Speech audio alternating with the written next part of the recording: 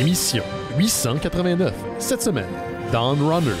En direct de Montréal, Québec, Canada. Vous écoutez, oui, ça, les mystérieux étonnants. Oui, ça.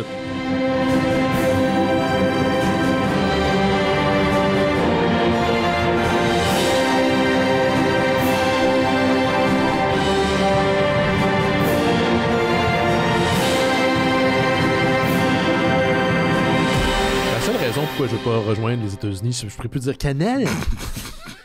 Oui, la seule raison. Bonjour à toutes et à tous. Vous écoutez Les Mystérieux Étonnants, une émission en balado-diffusion consacrée au BD et à l'ensemble de la culture populaire. Mais tympans. Bon, merci au micro. Cette semaine, je suis entouré d'une équipe dont les membres podent en plein milieu du Slowpocalypse. Tout doucement. Okay. Tout doucement. Hein? C'est vrai qu'on fait ça. On fait ça. Ouais. Rendu là, qu'est-ce qu'on fait d'autre? Ben, tu sais. Des petites affaires. C'est ça. Au coup de la TV, des fois. Ah ouais. Je lis un peu. On essaie de survivre. C'est ça. On est dedans. Ah ouais. Je les présente à l'instant. Le premier, tous se demandent la question fondamentale. Est-il plus kaiju ou mecha? Simon Shea est avec nous. Salut Simon. Si tu veux que je te réponde, je suis plus kaiju. Ah oui, je t'aurais cru plus mecha. Non. Non? Plus monstre. T'aimes les bébites? Ouais. Tu croirais-tu que le véritable monstre, c'est l'homme? Oui, ben ça, oui. C'est l'argent. C'est le capitalisme. C'est le capitalisme, exactement. En parlant de personnes qui n'est pas un monstre, non, au contraire, c'est notre ami Laurent Boutin. Il va se joindre à nous cette semaine. C'est pas une blague, là, c'est pas un mythe. Ça, c'est vrai. À moins qu'il y ait une autre panne de métro généralisée, comme la semaine passée. Mais cette fois-ci, il va être avec nous, semblerait-il. Donc, il termine son corps, puis il s'en vient. Sinon, Simon, oui. avant de commencer les nouvelles, toi et moi que nous avons ramassées pour parler aujourd'hui, j'ai des petites annonces concernant les mystérieux étonnants. D'accord. C'est pas des grosses annonces, c'est quand même des petites annonces. Premièrement, cette semaine, on a désactivé les commentaires sur le site internet des mystérieux étonnants. Pas qu'il y en avait beaucoup, là, c'était plutôt hit and miss. De temps en temps, un message était inscrit à même le site. La raison principale, c'est qu'on est spammé de bots russes depuis des mois. Ah, OK. Et j'avais même payé un plugin spécialisé pour essayer de les contrer, puis ça marche à hauteur de 500 par mois. Puis là, on dépassait à chaque mois. Écoute, à chaque semaine, là, je délitais au moins 230-250 messages de spam russe. Mais ça sert à quoi? C'est du spam, puis là, ça laisse des liens, puis là, le monde voit ça, puis ben, il clique dessus. Tu sais, les utilisateurs, les gens qui visitaient le site le voyaient pas, mais moi, il faut que je les approuve, il faut que je les délite, puis ça arrêtait pas de revenir. Puis là, il fallait que je débourse un maudit gros montant pour pouvoir comme upgrader, mettre à jour notre abonnement pour encore plus d'anti-spam. Ce que je trouvais absolument ridicule. Puis là, il y a notre amie Caroline Brault, qui est une autrice de BD ici à Montréal, qui me disait « Ah, moi, sur mon site internet, j'ai désactivé tout simplement les commentaires parce que c'était invivable. » Puis je fais « Tu sais quoi, pour la quantité d'efforts versus qu'est-ce qu'on récolte, je pense que ça vaut la peine. » Fait que notre webmess Eric a désactivé les commentaires à date d'hier, dimanche, le 16 mars 2025. Donc, c'est impossible de commenter directement sur le site des Mystérieux Étonnants. Donc, si vous voulez rentrer en contact avec nous, ben, il y a les plateformes de médias sociaux, il y a Facebook, il y a Instagram, puis il y avait Twitter, puis ça, c'est la deuxième annonce. Twitter a été retiré de notre site internet parce que je m'apprête à déliter notre compte en permanence. Là. Puis là, quand on rentre là-dedans, là, il y a tout le temps des fins finaux, rarement dans notre public, là, OK? Mais qui vont faire « Ouais, mais si vous faites ça, pourquoi vous faites pas ça? » Puis, tu sais, écoute, je peux pas tout. Là, c'est quand même à ma portée. Puis ce qui se passe en ce moment me fait royalement capoter. Donc, si je peux juste mettre ma petite graine de sable dans sa plage, je vais le faire. Puis, anyway, je le consulte plus Twitter. Dans le sable. Pas ma petite graine à moi, là. La graine métaphorique qui fait partie du sable. Oui. Donc, quoique dans le sable d'une plage, c'est tout petit. Oui, c'est ça. Puis on est fait de molécules et donc il y a poussière des atomes. Puis dans le sable, il y a beaucoup de graines qui ont touché le sable. Exact. Donc, je sais pas où tu vas avec ça. J'ai aucune idée. J'improvise, puis je sais pas où je m'en vais. Mais en parlant de graines, on dédie justement Twitter. Donc, il n'est pas encore supprimé pour l'instant. Je suis désolé si c'est par là que vous teniez au courant, mais mis à part les mises à jour concernant les shows du lundi, je mettais plus vraiment grand-chose sur Twitter. C'est plate parce qu'on avait quand même eu plusieurs abonnés dans le temps que j'écrivais vraiment des articles régulièrement sur le site internet. On était rendu à 3000 abonnés. C'est quand même bien pour un petit média.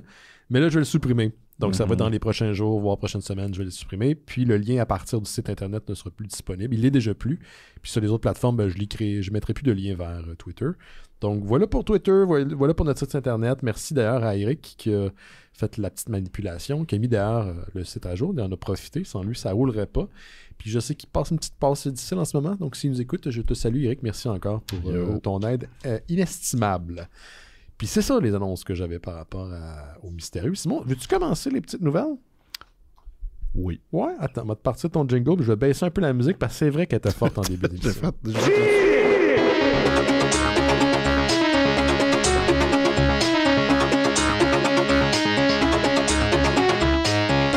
va le réduire au montage tantôt, je pense. J'ai pas de nouvelles de X-Men cette semaine. T'as pas de nouvelles des X-Men? Peux-tu croire? Non. Qu'arrive-t-il, Simon? Es-tu Simon de 1? Eh ben, premièrement, ça, faut... Oui, je pense que oui. Je suis moi-même. Mm-hmm. Je suis un être. Un être de lumière. Non, j'ai continué à lire du X-Men, mais j'ai pas de nouvelles ou j'ai rien de spécial à raconter, sauf... J'ai une nouvelle Spider-Man. Oh! C'est X-Men adjacent. C'est ça. Ouais. C'est le même univers. C'est un spin-off des X-Men. Oui, c'est un spin-off des X-Men, c'est bien connu. Mais peut-être que vous en avez parlé, les shows que j'étais pas là, je me souviens pas, mais il y a un... Tu sais, on avait beaucoup aimé Wolverine versus Predator. Oui, on avait été agréablement surpris pour un crossover. C'était foutrement bien fait. Eh bien, le même auteur, Benjamin Percy. Oui, qui écrit Wolverine en ce moment. Il a écrit Wolverine pendant une couple d'années, pendant l'ère Krakoa. Et là, qui écrit Helverine. Est-ce que Wolverine en enfer? Non, c'est Daken ou son fils. Oui, son fils qui est maintenant possédé par un esprit à la Ghost Rider. C'est pas le même esprit, mais cet auteur-là va faire un Predator versus Spider-Man. Oh, cool. Et ça, je suis très intrigué. Ah, j'ai pas vu ça passer, c'est cool ça. Parce que Spider-Man et Predator, c'est pas deux personnages que j'aurais pensé. Tu sais, Batman, oui. Wolverine, oui. Il y a quelque chose de viscéral dans ces personnages-là. C'est ça. Ouais. Mais là, Spider-Man, j'ai vraiment hâte. Puis c'est c'est Percy qui écrit Spider-Man. Il l'a pas écrit souvent et je suis vraiment curieux. Ça se passe pendant une canicule à New York et un blackout et tout ça. Un peu comme ce qui s'est passé durant la période de Son of Sam. Oui. À New York. Ouais. Et un peu aussi dans l'esprit Predator 2. Oui, c'est vrai. Puis il faisait chaud. Il faisait chaud, mais tout le monde portait des vestons. Et Danny Glover portait les plus grands pantalons. C'était épouvantable. Il devait crever de chaleur. Donc, c'est ça. Il va se battre contre un prédateur qui s'appelle Skinner, qui est un prédateur... Skinner! Ça nous dit que c'est un prédateur qui n'a pas d'honneur et pas de clan. OK, fait qu'il joue pas selon les règles. Non, c'est ça. Il joue... il a juste le goût du sang. Le goût du sang. C'est ça qui est écrit. On thirst for blood. Fait que voilà, ça sort le 23 avril. C'est dans bientôt. Dans bientôt. J'imagine 4-5 numéros. Ouais. Ils font ça souvent. Je pense que celui de Wolverine, c'était quoi, 4-5 à peu près? Je pense que c'était 4. Ouais. C'est pour ça que j'hésite. Il était-tu un petit peu plus volumineux? Il me semble qu'il y avait du stock. Il y avait pourquoi je dis ça? C'est parce que j'ai pas l'impression que la série était précipitée. Non. C'était très bien écrit, ça nous avait surpris quand on a parlé avec Laurent. Fait que voilà, c'était ma première nouvelle. C'est une très bonne nouvelle. Est-ce qu'il y avait des extraits de j'ai juste vu une couverture par Paolo Siqueira, mais le dessin intérieur va être par Marcelo Ferreira. Donc, j'ai pas vérifié c'était quel autre BD qu'il avait fait. Mais je suis curieux de voir le niveau de violence, comme tu dis, par contre. Ouais. J'ai l'impression... Ça arrive des fois de Spider-Man a des passes où est-ce qu'il est un petit peu plus magané. Ah oui. Je sais pas si tu te souviens de Spider-Man The Other. Oui. C'est quand il se fait tuer par Morlock, l'époque presque fin Straczynski. Tous ces combats avec Morlock. Morlock, c'est autre chose. Il en mange une calice. Et oui. Puis il se fait arracher un œil aussi. C'est assez bloody. Ouais, c'est vrai. Une belle petite période. Parlant de bloody, j'ai écouté hier Revolution avec la gang sur le Discord, donc l'événement de AEW. Oui, je parle encore de lutte. Puis on l'écoute une semaine après parce qu'on ne pouvait pas la semaine passée. C'est pas grave. Puis il y avait un hostie de bon match féminin. C'est dans un des plus incroyables que j'ai vu. Et un des plus sanglants. On met vraiment...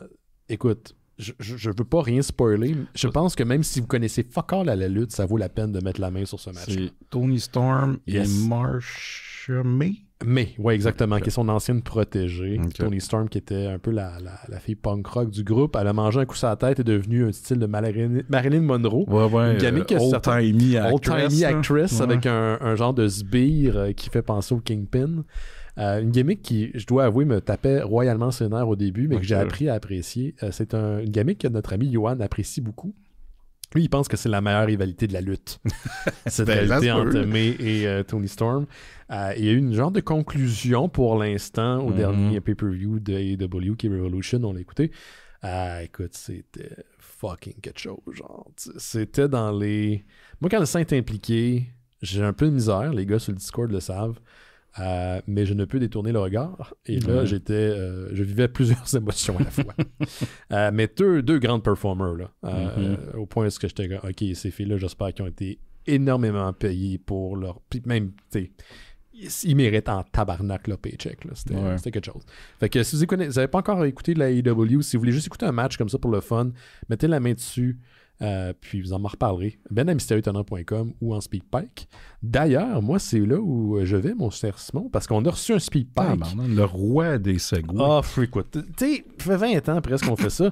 Je dis pas que je suis bon, mais des fois, ça marche. Des petits éclairs de génie. De temps en temps, en 20 ans. Donc, on a reçu un message vocal à propos d'une nouvelle dont on a parlé la semaine passée. Okay. Parce que la semaine passée, j'ai parlé du fait que une suite, en quelque sorte, à Clerks 3 allait se concrétiser dans une série qui s'appelle, je pense que c'est Jay Silent Bob meets Archie, ou Archie meets Jay Silent Bob. Okay. C'est un crossover entre Jay Silent Bob, l'univers de Kevin Smith, puis Archie. C'est Archie qui va travailler au Quick Stop, le fameux dépanneur où les personnages de Kevin Smith convergent. Est-ce que Riverdale est dans le coin de... Je sais pas, parce qu'il travaille là pour l'été. Peut-être que Riverdale est adjacent. Tu sais, Riverdale, c'est comme Springfield dans les Simpsons. Là, c'est la ville américaine par excellence. Ça peut être un peu n'importe où. Donc, Archie vient travailler au Quick Stop, puis vient aider un peu le personnage de... Pas de Dante, parce qu'il a trépassé, mais bien de Randall à passer pour son deuil, à passer à travers son deuil. C'est quand même une bonne idée. Fait que là, on a reçu un message vocal de Archie. OK. De Archie direct? Archie direct. C'est lui qui nous a écrit. On se croirait à DC et des OK? Salut Ben, c'est Archie. Oui, Archie. J'ai écouté le dernier épisode et j'ai entendu mon nom. J'ai voulu laisser un message pour vous raconter ma fameuse dernière journée sans routine. J'étais avec Véronica, elle voulait faire un tour d'auto pour sortir de Riverdale. Okay. Soudainement, avant de quitter la ville, Véronica a aperçu une vente chez Zellers. Elle est sortie de la voiture en pleine rue sans avertir. Une fois que je l'ai retrouvée, elle m'a fait attendre 1 heure pendant qu'elle essayait les vêtements. Elle a demandé pour aller voir la robe à la lumière du jour, pour ensuite revenir déçue parce qu'elle ne s'était pas fait siffler ou simplement regarder. Donc, au total, elle a essayé plus de 50 robes en continuant d'aller dehors à la lumière du jour. Elle a choisi sa robe seulement quand elle s'est fait siffler par un vilain monsieur. Ouais. La prochaine fois, j'espère qu'elle voudra aller faire un pique-nique. Ah, tu vois, ça, c'est Archie. Je peux inviter Betty aussi. Ben, oui. Si tu pourrais venir, si tu veux, c'est qui qui t'intéresse le plus entre Betty et Véronica? Cherry Blossom. Je vais dire aux copains de laisser des speak pipes. Jughead va être content. Vous êtes big à Riverdale. Merci pour l'écoute. Salut! C'est juste pour la dernière partie que je l'ai laissé, parce qu'on est big à Riverdale. OK. Mm-hmm. Il est-tu rendu un farfadet? Je sais pas. Peut-être qu'il a pogné ce que... L'abominable Archie. C'est le double de Archie dans Archie vs. Punisher. Ah oui. C'est cette voix-là que j'entendais, moi, dans ma tête. Ah oui, en lisant la bande dessinée. Ouais. Ben, je l'ai fait diffuser parce que merci pour l'effort. Là. Ben oui, quand même. Il s'est lancé, il l'a fait. Il y a un texte. Il y a un texte, tout. Là. Si vous lui laissez un message vocal à la manière de Archie ou pas, l'adresse est disponible dans le descriptif de l'épisode. puis ça peut être une question commentaire, ça peut être très court aussi, ça n'a pas besoin d'être une minute et demie. C'est comme vous voulez. Puis vous pouvez aussi réécouter l'extrait avant de le renvoyer. C'est une fonctionnalité dans la plateforme. Oui. OK? Utilisez-la, s'il vous plaît. Fait que je te laisse pas avec ça. Là. Je vais quand même continuer dans mes nouvelles. La semaine passée, j'ai parlé d'un truc que quand t'étais pas là, Simon, il y a un documentaire qui est en préparation sur Jack Kirby. Un des co-créateurs des personnages les plus populaires de Marvel et des DC Comics. C'est un gars qui a laissé une trace indélébile sur le milieu du comic book. Puis on pense souvent à lui, mais comme en deuxième, mais son importance est aussi à ce qu'il voit à ça de Stan Lee. Donc, tant mieux, il y a un doc qui s'en vient sur Jack Kirby, mais il y en a aussi un nouveau qui s'en vient sur Stan Lee. Puis je fais pas référence à un qui est fait par Disney, là, qui est plutôt racoleur. Là. Je sais pas si vous vous souvenez de celui dont on avait parlé il y a quelques mois de ça, qui est disponible sur Disney+. C'est bien, mais ça met en valeur beaucoup Stan Lee, puis Stan Lee est une force créative, mais il y a beaucoup de gens autour de lui. Doc est un peu moins centré là-dessus. Tout ça pour dire que le doc qui s'en vient va faire probablement classe à part. Ça s'appelle Stan Lee, The Final Chapter. C'est réalisé par un certain John Bolerjack. Et John Bolerjack est rentré en contact avec Stan Lee il y a quelques années. Et il voulait proposer à Stan Lee de filmer partout où il allait et d'en faire une sorte de télé-réalité. Donc, il a suivi Stan Lee pendant 4 ans dans des congrès, dans des événements style Comic-Con, où il a signé d'innombrables items, comic book, il a rencontré des fans. Et au dire de Bolerjack, il a assisté à ce qui était pour lui de l'abus de personnes âgées. Donc, il y a des gens autour de Stan Lee et l'histoire était déjà sortie en 2018, qui profiterait un petit peu du fait qu'il est rendu vieux, un petit peu perdu. Surtout quand sa femme est décédée, il y avait moins de gens autour de lui pour l'accompagner, dont son agent, qui est un type au nom de Max Anderson. Max Anderson, d'ailleurs, il y a un dossier criminel. Récemment, il y a eu des problèmes avec le fisc, ça a l'air aussi. Et on le verrait dans le documentaire en train de, disons, un petit peu abuser Stan Lee, qui est pas tout là, qui est un peu fatigué, qui peut pas vraiment dire non. Et pour compléter le documentaire, ce que Bolerjack dit, c'est qu'il a besoin d'un petit peu d'argent. Donc, il s'est lancé un Kickstarter. C'est vraiment un Kickstarter assez ambitieux. On parle on vise à peu près presque un demi-million canadien. Là. En ce moment, c'est 40... C'est quoi au total? Il l'a converti là, sur la plateforme. Là, c'était 431 685. Ouais, c'est ça. Bon, t'as compris. En argent canadien. Donc, il y aurait besoin de cette somme-là pour compléter le documentaire. Puis là, il y a des gens qui sont comme, ouais, mais quand t'étais là, tu voulais pas comme toi-même essayer de peut-être faire quelque chose. Selon ses dires, il s'en est rendu compte vraiment après en regardant les rushs. Du coup, j'étais un petit peu sceptique, mais dans la bande-annonce qui est disponible sur le Kickstarter, il fait parler des gens du milieu du comic book. Donc, je pense que Mark Waid, entre autres choses. Comme, il y a des gens qui ont quand même un nom, qui sont du milieu, qui sont établis, puis font comme, ouais, j'étais au courant, mais là, j'ai vu une partie du doc, puis ça m'a vraiment allumé des lumières. Donc, je trouve ça intéressant. Moi, perso, c'est le genre de projet que je suis pas à l'aise de financer. Ouais, parce que je trouve ça un peu permissif. C'est comme un documentaire sur le fait que les gens l'exploitaient, puis là, on exploite un peu. Et voilà. C'est là où j'ai un petit peu... Je pense que ça veut pas dire que le gars a des intentions mesquines, mais j'ai un certain malaise. Quoi qu'il en soit, pour l'instant, le documentaire a récolté 91 000 à la date de samedi. Est-ce qu'il va rapporter la somme totale? Je sais pas. C'est beaucoup d'argent. C'est quand même un demi-million. Lui-même, il dit qu'il a mis beaucoup d'argent, de son argent, de son temps là-dedans. Fait que c'est ça. Ça s'en vient. En espérant que le doc se concrétise, qu'on puisse éventuellement peut-être le louer ou même en parler ici au Mystérieux Étonnant. Moi, je serais curieux de l'écouter. Puis c'est en préparation. Ça s'appelle Stan Lee, The Final Chapter. C'est une triste histoire, celle de Stan Lee. Il semblerait qu'à la fin de sa vie, il était même... il y avait des problèmes financiers. Là. Il était ruiné. Comment tu peux être ruiné et être Stan Lee? C'est comme assez débile. C'est ça. Il s'est fait exploiter. Il s'est fait exploiter.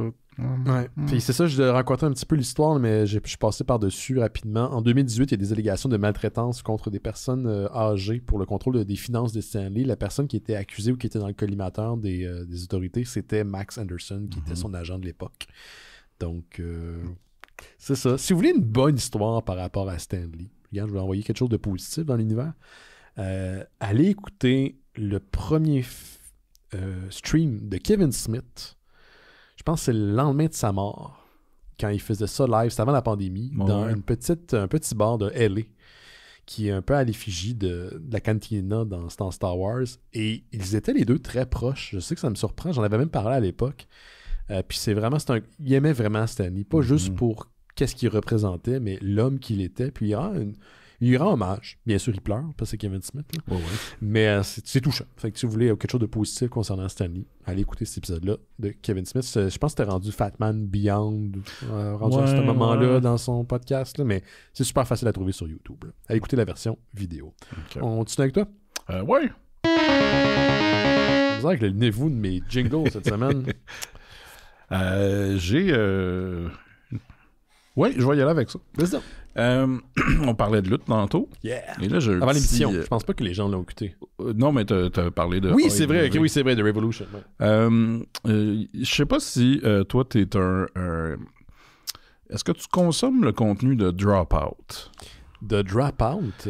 Qui est anciennement College Humor. Hey, peut-être dans le temps. OK. Mais maintenant, ils ont changé de nom. Ils s'appellent Dropout. Puis ils ont plusieurs émissions. Game Changer, qui est un jeu de quiz, qui est un quiz, dans le fond, qui est très bon. En tout cas, il y a plein d'affaires, mais ils ont leur propre plateforme. Et un des shows qu'ils font sur cette plateforme-là, c'est Dimension 20. Okay, qui est un show de jeu de rôle, en fait. C'est comme un peu comme Critical Role, Geek and Sundry. C'est ça. Puis des fois, il y a des gens de Critical Role qui vont à Dimension 20, puis l'inverse. Ouais. Et le DM, c'est Brennan Mulligan, qui est très bon, et ça fait plusieurs... comme série de comment on appelle ça, des quests ou des des quêtes, des quests, c'est ça, qui font des campagnes, c'est ça, mais de temps en temps il y en a des spéciales, puis il y en a eu récemment que c'était juste des drags qui jouaient, il y en a un autre que c'était juste action movie, genre. Fait que c'était comme des clichés des années des films des années 80. Cool, mais là, pourquoi je parle de ça et je parlais de lutte tantôt, c'est que il va y avoir un spécial qui s'appelle Dimension 20 Titan Takedown. Oh! Et il reçoit 4 stars de la WWE. C'est donc bien cool, qui vont jouer à D&D, ou c'est un semblant de D&D. Oui, je pense que ça existe, par contre, un genre de jeu de rôle à la lutte, là, ou modelé pour être comme une star de lutte. OK. Mais là, c'est ça. Il reçoit Bayley, Xavier Woods et Kofi Kingston, qui, en tout cas, ils ont l'air sympathiques là-dedans, mais on sait que présentement, dans la lutte, ils sont très AI, mais bon. Et il y a ma préf Chelsea Green qui vont être là et qui vont faire une campagne. Ça commence le 2 avril et c'est 4 épisodes. Puis souvent c'est des épisodes de 2-3 heures. Là. C'est cool. Je suis curieux de voir ça. C'est vraiment un jeu de lutte ou c'est un jeu à la D&D? D&D, mais ce que selon, c'est ça, il y a une bande-annonce que vous pouvez voir sur YouTube et clairement c'est une espèce de campagne qui se passe dans l'univers de la lutte, mais c'est très fantastique. Il y a du médiéval fantastique, la magie, ce genre de choses-là. C'est ça. OK. Parce que il me semble que quelqu'un avait partagé sur le Discord des Mystérieux Étonnants. On a une section genre jeu de rôle, un mode, mais je pense qu'il était indie ou ça venait pas d'un éditeur qui était très, très, très populaire. Un mode pour jouer justement en tant que pro wrestler. Okay. Ça, je serais vraiment curieux de voir la mécanique derrière. Ouais, Ça va être le fun avec les storylines, le backstage, tout ce que les gens de lutte aiment, là, d'ailleurs. Là. Ben ouais. Je sais pas si ça existe, là. Envoyez-moi un speakpipe ou envoyez-moi un message à benmystérieuxétonnants.com parce que le nom m'échappe. J'aimerais ça y jeter un petit coup d'œil. En tout cas, c'est très spécifique parce que là, c'est 2 affaires que j'ai découvert il y a pas si longtemps qui se croisent ensemble. Tu joues au D&D? C'est 3 affaires d'abord. Parce qu'il y a le contenu Dropout que je me suis même abonné à leur service. Oh, wow. C'est vraiment drôle. Il y a vraiment du bon stock. La lutte, puis D&D, oui, parce que je joue... Qu'est-ce que tu joues comme personnage? Je suis un Alf... un Alf? Oui, il est revenu, hein? Alf orc. OK. Je suis comme un tank, genre. Je suis comme le gros dude qui parle pas beaucoup, là. OK. Puis, c'est ça. On a joué une couple de fois, là, mais tu sais, on n'est pas rendu loin. Mais c'est Étienne Forêt, notre DM. Ah, ben là, ça doit être drôle. Ouais, c'est ça. Hey, écoute, il y a sa soundtrack, il y a ses maps. Ça fait genre 30 ans qu'il joue à D&D. Ouais. Puis il est patient aussi, parce que je joue avec bien du monde qui ont un déficit d'attention. Là. fait que c'est ça. À la fin de la première game, il a dit ouais, ben là, les prochaines, faudrait que. Focusser un peu. Focusser, puis, tu sais, mettez-vous entendez-vous rapidement sur une action à faire. Ouais. C'est le problème quand tu joues avec beaucoup de personnes. Un, ça prend du temps à venir à ton tour. Ouais. Puis des fois, tu perds le fil. Ouais. Puis de un, puis de deux, c'est pour l'horaire. Peut-être capable de coordonner tout le monde, là, c'est un petit peu compliqué. Là, tu vas peut-être tomber, je sais pas si c'est déjà le cas dans tes algorithmes sur Instagram, par exemple, sur du stock de D&D. Là. Tu vas commencer à comprendre les mêmes. J'ai pas de trend de contenu D&D. Mais j'ai du contenu du Dropout et du contenu de la WWE. C'est bon, dans le sens que c'est-tu sur YouTube ou c'est encore sur leur chaîne? Il y a des trucs sur YouTube, mais je pense que si tu vas avoir des saisons complètes ou... mais tu vois, le Dimension 20, je pense que la plupart sont gratuits sur YouTube. OK. Ouais. J'ai vu une vidéo de... je sais plus c'est qui l'offrait. Fait que ça m'échappe malheureusement, mais c'était... Je suis tombé à un moment donné dans... Là, je suis ressorti, mais d'une spirale de cartes Pokémon. OK. Puis il y a comme tout un univers parallèle dans cette affaire-là dans lequel je ne veux pas tomber. Là. C'est assez épeurant. C'est fascinant, mais c'est épeurant. Je pense que j'y reviendrai accro. Puis j'ai vu Terry Crews commencer à jouer une game de Pokémon avec une fille qui expliquait comment jouer. Puis Terry Crews, c'est un gros geek, hein? Ouais. Vraiment, il tripait, là. Puis je pense pas qu'il était en train d'acter. Puis c'était un gros badass dude. J'étais c'est beau à voir. C'est ça aussi maintenant, la masculinité. Tant mieux, Colin. Ouais.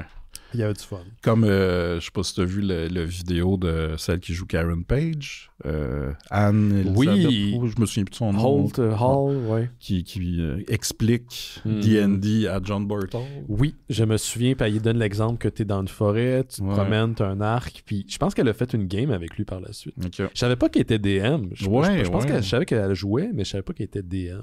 Puis elle a l'air vraiment à triper, c'est le fun, ça. Et voilà, les stéréotypes tombent, mon cher. Tu peux pas avoir plus mal que John Burtle. Puis il joue à D&D. Fait que s'il joue à D&D, vous pouvez jouer à D&D. Tout le monde peut jouer à D&D. Je chercherai la référence à ça. Si vous voulez d'ailleurs jeter un coup d'œil à un podcast fait Keb sur les jeux de rôle, allez voir Les Drôlistes, qui était autrefois animé par mon ami Benoît Gagnon. Ça a été repris par la gang qui jouait avec lui. Puis c'est surtout c'est pour le fun. Là. Il joue, mais monte des connes en masse. Là. Puis c'est encore disponible sur les plateformes de podcast. Ça s'appelle Les Drôlistes pour jeux de rôle et drôle, genre funny. Qu'est-ce que j'ai ici? Voyons donc, j'ai une petite coupe d'affaires. Qu'est-ce que ça? Ah ouais, celui-là m'intéressait particulièrement. Ça a intrigué ça a attiré mon attention. Columbia Pictures, qui est en train de développer une refonte, en fait, de Starship Trooper. C'est-tu qui est en train de développer une refonte de Starship Trooper aussi? Non, il y en a une deuxième. Oui, il vient de rentrer. Ah oui, il s'en vient. Je l'annonce souvent quand il fait juste comme s'asseoir. Okay. Mais je sais pas si les gens l'entendent dans le micro. Je sais pas, mais moi je le vois. Là, il est beau, là. Il est de bonne humeur. Je serais curieux. Il est dans le noir, là. Peut-être qu'il n'est pas de bonne humeur. C'est ça, on le sait pas. S'il sourit pas. Mais il s'en vient. Ok, il s'en vient. On va l'attendre parce que je veux pas répéter ma nouvelle. Ouais. Fait que Ils nous entendent. Je sais pas si les gens t'entendent. Je sais pas. Mais des fois, ils entendent le bébé, des fois pas. La semaine passée, il y a 2 semaines, les gens ont entendu le bébé pour la première fois. Semblerait. Oui, la légende dit que oui. Attends une minute. Avec 2 choses en même temps. Salut, c'est moi le bébé d'à côté. Eh boy, t'as appris à parler? Ouais! Oui, là, je reconnais. Ça va, Laurent? Ça va? Ça fait longtemps? Ben oui, la semaine passée, t'as pas été capable de se joindre à nous. Hey, c'était pas facile. Qu'est-ce qui s'est passé? Le réseau complet, c'est comme... L'explication officielle que j'ai vue dans le journal, c'était quelqu'un a peut-être utilisé du poivre de Cayenne à Berry-UQAM. OK. Ça, là, comme c'est très volatile, ils ferment toutes les lignes de métro adjacentes sur plusieurs stations. Fait que c'est ça. Comment t'as fait pour retourner chez vous? T'as marché? J'ai marché, mais là, j'étais comme si je marche jusque-là, parce que là, évidemment, les autobus d'urgence ne passent pas. Non. Puis là, j'étais comme, là, le show va être fini. Non, ce show-là m'a pas attendu. Fait que, là, on pouvait pas. Là. Ben non, mais c'est ça. Là, j'étais comme, bon, ils sont déjà 3, ils sont corrects. C'était correct. Mais il manquait Laurent. Ben, je sais. Mais là, il est là. Il est là. Fait que c'est ça, je parlais de la refonte de Starship Troopers qui s'en vient, Laurent. Oh! Puis c'est ça que j'étais pas prêt. Ben oui, tu savais pas que ça s'en venait? Ben non. Puis c'est-tu qui va le réaliser? C'est pas Paul Verhoeven, c'est lui qui a fait le film de 97. Ok, mais... attends, on va deviner. C'est-tu, toi? Oui. C'est ça, je peux pas le dire parce que je sais c'est. Non, tu veux-tu des indices? Oui. Il aime bien la science-fiction. Le gars Alvarez, là. Non, mais t'es proche. C'est un peu de cette branche-là, de cette génération-là de réalisateurs. Il a failli faire Alien. Bon indice. Ah, c'était qui? C'est l'Alien qu'on aurait voulu voir, d'ailleurs. Ouais, j'ai oublié son nom. Mais, Neil Blomkamp, réalisateur sud-africain. Qui a fait entre autres Chappie, District 9, Elysium. Puis il a fait un film aussi durant la pandémie qui paraît qui est absolument affreux. J'ai vu des extraits, c'est dégueulasse. Ah ouais? Mais déjà, Chappie, j'avais trouvé ça tough, me semble. Ben, c'est pas... Ouais, ça avait l'air bon. Puis là, tout le monde a fait non, c'est pas bon. Mais des fois, je trouve qu'il se perd dans sa fascination pour les effets spéciaux. Ces histoires sont pas tout le temps géniales. Même Elysium, je trouvais que c'était extraordinaire, mais au niveau histoire, c'était plutôt correct. Là. Mais bon, en tout cas, tout ça pour dire qu'il est en train de développer une nouvelle mouture pour Starship Troopers, qui est basée bien sûr sur un roman de science-fiction très prisé de Robert A. Heinlein, qui avait été réalisé en 97 ou adapté en 97 par Paul Verhoeven. Ça crachait ça là-dedans, mon ami. Faut dire que le film va être adapté par Neil Blomkamp et sa femme Terry Tatchell par l'entremise de leur maison de production. Puis, on va voir comment c'est adapté, là, parce que le film de Verhoeven était plus centré sur les éléments satiriques du roman. C'est un roman qui est prisé, mais en même temps, il y a des romans qui le traitent de... Il y a des gens qui traitent le roman de fasciste. Mm-hmm. C'est un univers un peu despotique dans lequel, pour avoir droit au vote, il faut que tu aies fait ton service militaire. Puis, c'est une satire, mais c'est une satire qui est très low-file. Je pense que Paul Verhoeven a mis ça un peu plus à 10. C'est pas clair que c'est pas une satire. Il a mis ça à 11. Il a mis ça à 11 parce qu'il met ça à 11, Paul Verhoeven. Parce que là, excusez, mais c'est parce que j'ai vu tantôt qu'il y avait une suite à Spinal Tap. Puis j'étais comme, ouais. Oui, qui s'en va. Ils mettent ça à 11. Ouais. J'ai vu le poster, l'affiche. Donc, ouais, c'est ça. En fait, à ce jour, on sait pas si pour lui c'est une vraie satire, l'auteur, ou c'est comme quelque chose qui... Ah ouais, ok. Fait qu'on va voir au niveau de l'adaptation où est-ce que ça s'en va. Est-ce que justement Neil Blomkamp va plus être centré sur l'aspect technique, la chose, whatever.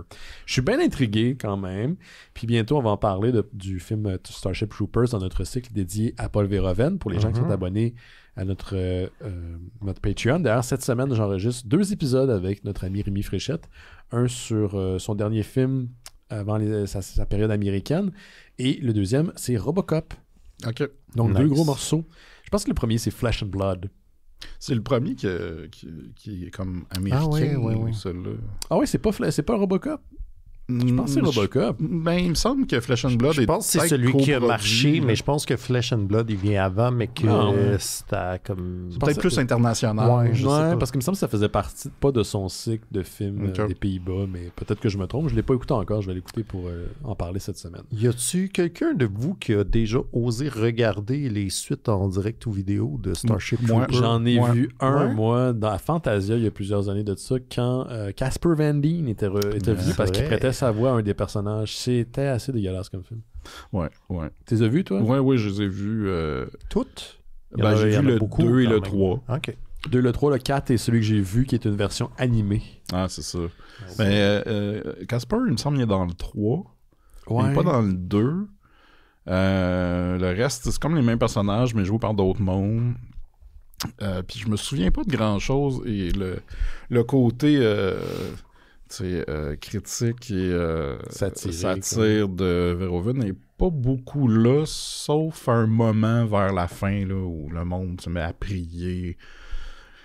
Je me souviens plus trop. C'est vague, je les mélange. Je comprends que c'est pas récent. Mais Casper Van Dien, c'est pas surprenant qu'il était pas dans le 2 parce qu'il est percé à Hollywood, puis ça n'a pas vraiment marché, puis il est retourné au film plutôt décevant. C'est pas lui qui avait fait de Vector Files avec le poster inspiré de X-Files. C'était cheap, ça. Ouais. Puis, il a fait aussi Christmas Twister. C'est quoi ça? Ben, c'est une tornade qui attaque un centre d'achat à Noël. À Noël? Ouais. Ah ben là. Ben, pas juste un centre d'achat, mais entre autres. Ah, ben finalement, tout qu'un perçage. Ben ouais. Écoute, moi, j'aimerais un jeu. Oui, je comprends. Casper, Ben, appelle-moi. J'ai des idées. À sa défense, qui était très sympathique au Comic-Con. On va continuer avec toi, mon cher Laurent.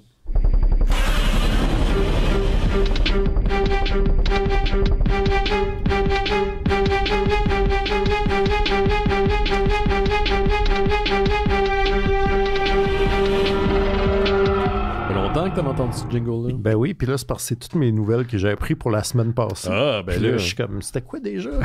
Écrit sur des factures. Oui, c'est... C'est des factures de la librairie, ça? Ouais, ben c'est pas...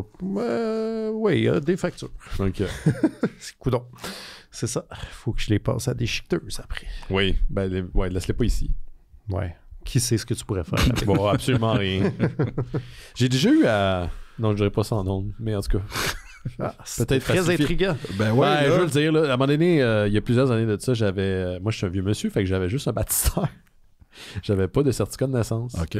Et pour obtenir... J'étais comme quoi, il en faut-tu plus maintenant? Oui, c'est super pratique pour justement avoir un passeport et d'autres affaires. Et j'ai dû faire signer mes trucs par mon père. Il fallait que se faire signer tes parents, puis c'est un chial, là, puis mon père habite pas proche. Donc, je fais remplir les papiers, puis ça a été compliqué. Là. Je vous ai parlé des détails, puis à un moment donné, je me rends compte, je regarde les papiers, je suis comme tabarnak, il a oublié de signer à une place. Mais étant en possession d'un bon Photoshop. T'as forgé la... Ah oui, mais je suis moi-même, là, Colin, là. J'en avais besoin là, de... Tabarnouche. Ben oui. Je suis quand même moi. T'as fait comme je te garantis que je suis encore à l'école primaire, il fallait faire signer tes mauvaises notes. Faites pas ça, les jeunes. Non, faites pas ça, les jeunes. Oui, toutes les jeunes qui nous écoutent. Oui, c'est ça. Toutes les jeunes qui nous écoutent. Bon, on a Archie qui nous écoute. Patrick, Archie là. a 15 ans, 16 ans. C'est qui Archie? Ah, ben c'est Archie. Le Ah vrai ouais, t'as Archie. manqué ça. T'as manqué Archie qui nous écoutait tantôt. Ah ouais? Ah ouais. On a eu un appel SpeakPipe de Archie qui souffre de... La même maladie que JFK Jr. OK.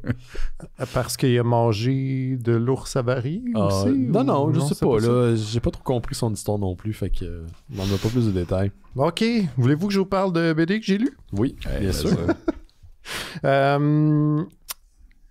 Il vient de sortir chez cette maison d'édition qu'on aime beaucoup, le label 619, qui est maintenant plus aux éditions Ankama, mais qui est passé aux éditions Rue de Sèvres, mais qui est runné par les mêmes personnes. OK. C'est de la poutine interne.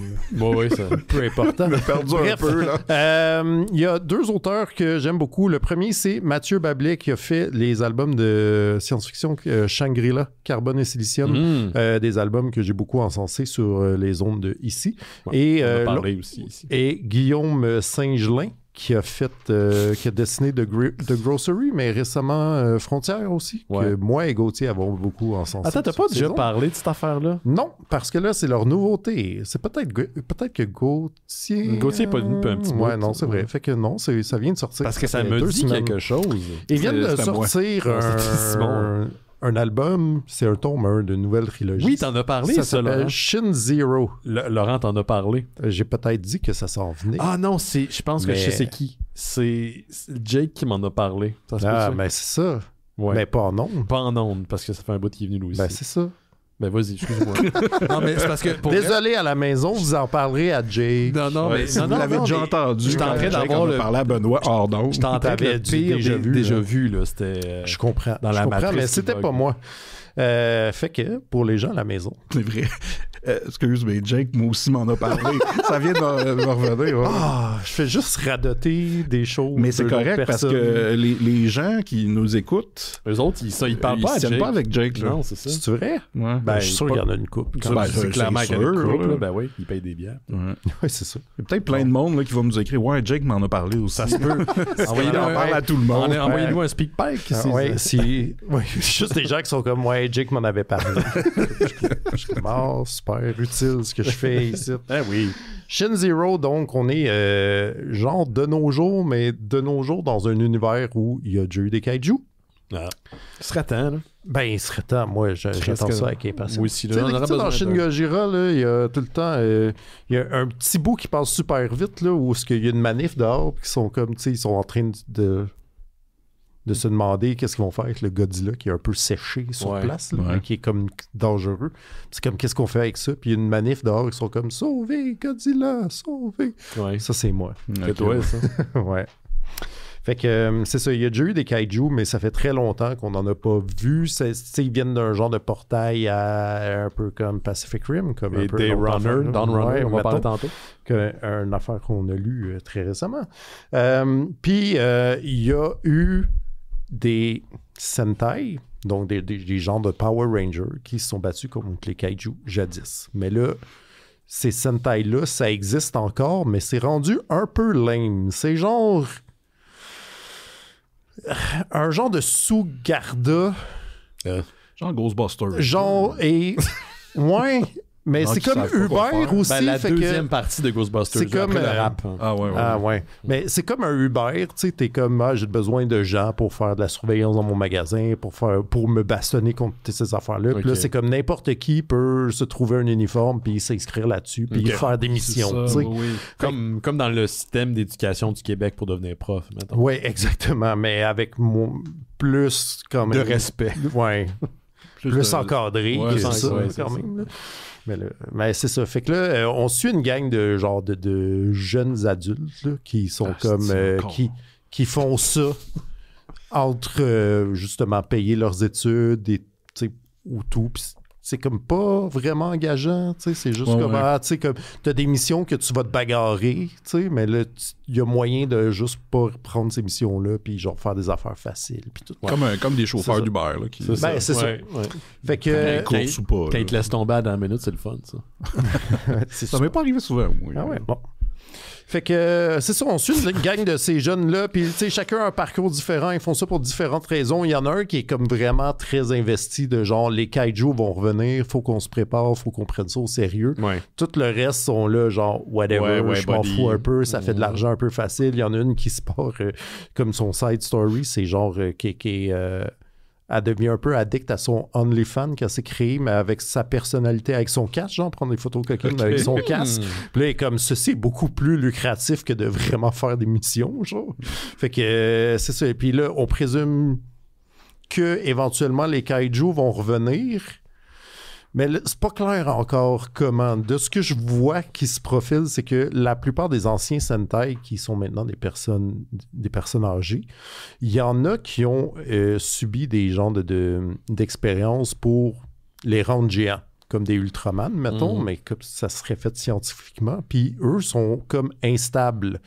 Puis comme ils sont tous dans une génération qui est placée dans des genres de CHSLD qu'ils veulent pas leur donner les soins qu'ils auraient besoin au complet parce que ça coûte cher. Comme nous dans 40 ans. Ben, ça se peut qu'ils se transforment et qu'ils deviennent géants. Fait que là, je sais pas si vraiment il va y avoir un retour des kaiju ou si les kaiju, ça va être des petits vieux un petit peu mêlés, tout nus, qui vont se promener de façon erratique. C'est comme des kaiju gériatriques, c'est ça? Ouais, voilà. Fait que tu sais, il y a de ça dans le premier volume, mais je sais pas si ça s'enligne sur tout ça ou s'il va vraiment avoir un genre de retour des kaiju, parce que là, c'est ça, il y a aussi un side story où ce que tout le monde, vu que des kaiju seraient fait exploser, tout le monde en boit un peu dans leur eau.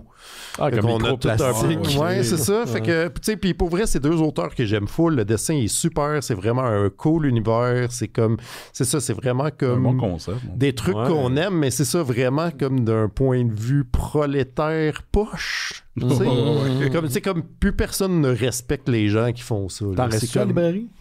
Oui. Je vais peut-être passer demain. Oh ben, ben il en reste. OK.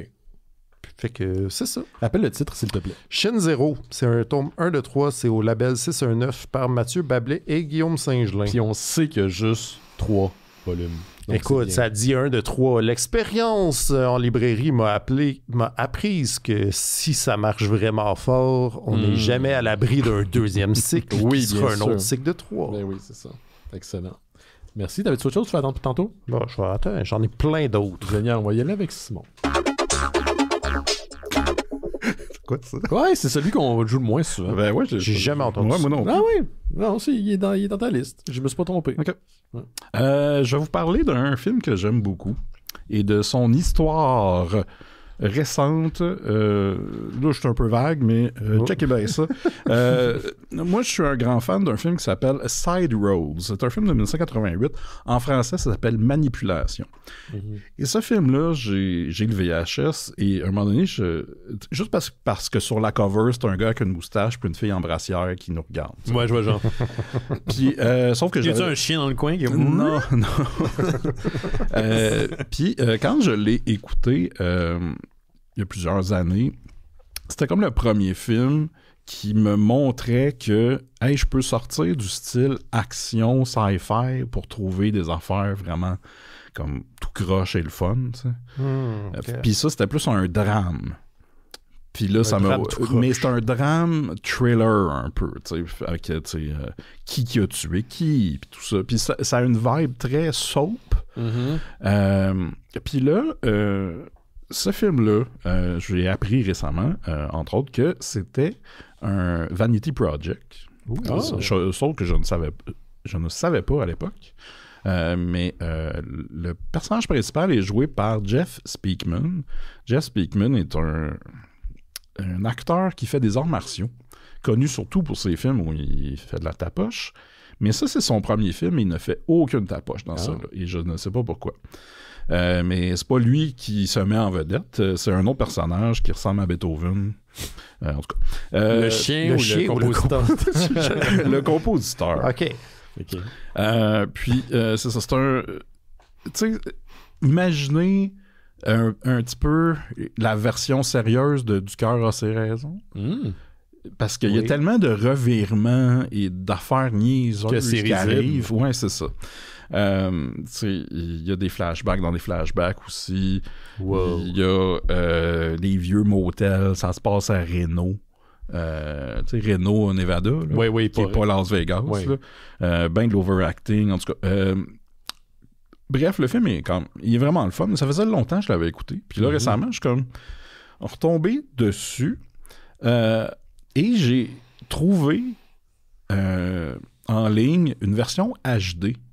Puis là, j'étais comme, attends, mais s'il y a une version HD, ça veut dire qu'il y a eu une sortie Blu-ray. Puis là, je vérifie. Puis oui, il y a eu un Blu-ray. Puis c'est Vinegar Syndrome qui l'a sorti. Puis là, je l'avais pas vu passer. Et la raison est celle-là. C'est que Vinegar Syndrome avait annoncé un espèce de tier où tu pouvais acheter comme plein d'affaires pour le 1er avril 2024. Et avec ça venait une nouvelle...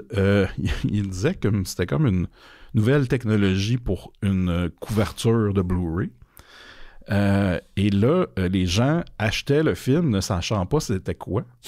C'était ce film-là. Mais c'était ce film-là. Et la pochette, c'est juste une pochette blanche qui vient avec 3 crayons que tu peux faire toi-même ta pochette. C'est une nouvelle technologie. C'est très random. Ouais. Mais ce qui est... attends, j'ai vraiment une question niaiseuse, mais si je ne te pose pas, je vais me poser la question. C'est des crayons de bois, de feutre? C'est de feutre. Mais avec en fait, c'est que tu as la pochette qui est blanche, puis avec collé dessus, tu as un petit boîtier. Je pense qu'il y a 5 crayons de feutre de couleurs différentes dans un emballage qui ressemble à une boîte de crayons. Là. OK. Puis, fait que là, moi, j'étais comme, attends, wow! Puis là, tu sais, évidemment, c'était pour le 1er avril, donc c'était déjà sold out. Fait que j'étais allé sur eBay. Ouais. Puis là, je l'ai acheté. Parce que je me suis dit, c'est un de mes films préférés. Ça fait longtemps que je l'ai vu. C'est préféré non ironiquement, là. Ou c'est juste parce que c'est vraiment... Simon, il n'y a pas vraiment d'ironie. Ouais, maintenant, j'en ai plus. Tout se mélange. Ouais, c'est ça. C'est pas un bon film si tu cherches un bon film. Mais Caroline, que c'est le fun. Okay. C'est niaiseux. Mais pourquoi tu l'as pas proposé dans les trucs douteux qu'on écoute, là, habituellement? Ben, parce que je l'avais oublié. Ah, OK. J'avais... Tu sais, puis c'est quand même un film de 2 heures. Oh, OK. Ce qui est un peu un challenge. Absolument, c'est 1h30, ces films-là. D'habitude, tu le dépasses pas. C'est comme 1h25 à peu près. Puis, c'est ça, quand j'ai reçu le film, tu sais, en même temps, je faisais de la recherche pour, tu sais, qu'est-ce qu'il y a de spécial sur le Blu-ray. Puis, quelque chose qui m'a vraiment mis de bonne humeur, c'est qu'il y a la track française dessus. Oh. Et ça, c'est très rare. Tu déjà sur ta VHS. Oui, exact. Okay. Puis là, ce qui est le fun aussi avec le film, c'est que il y a comme une espèce de backstory sur comment Vinegar Syndrome a eu accès aux copies de ce film-là pour qu'ils puissent le numériser puis l'éditer.